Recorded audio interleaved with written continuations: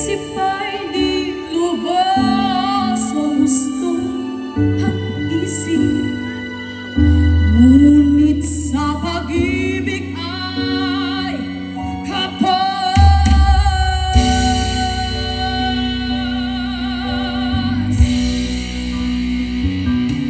Ang kanyang tanging suot ay sirang damit na nakikiramay sa isip niyang punit-punit.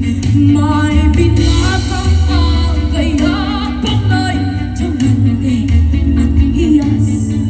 Ngunit oras magbabal, kulay ahas sinong dakila? Sino ang tunay na baliw? Sinong mapalay? Sinong tumatawag na habang yaon ng sinila?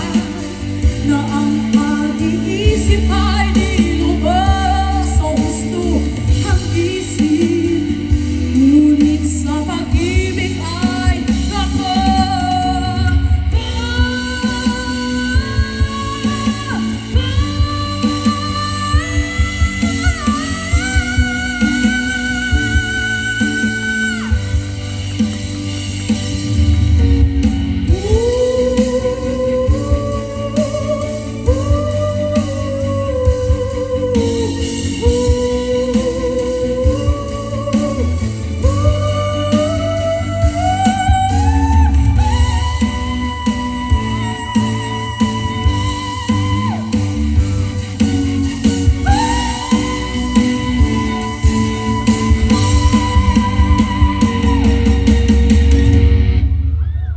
sa kanyang kilos at galaw, tayo ay naaaliw sa ating mga mata.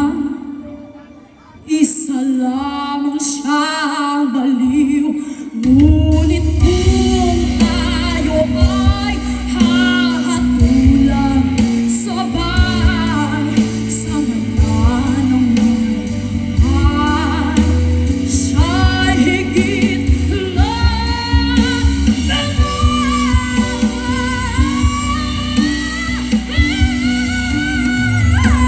sinong dakila? Sino ang tunay na baliw? Sinong mapalay? Sinong tumatawag na habang iyong pagsinila? Na ang pag-iisip ay di lubos sa gusto ang isip.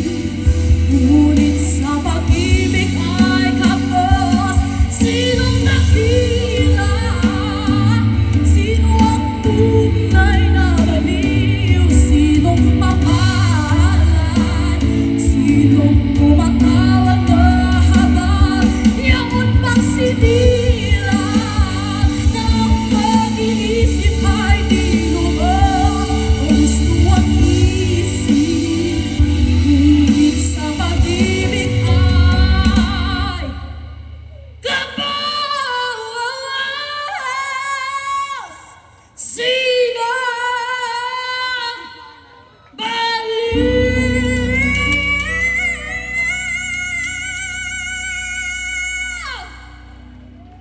Serio!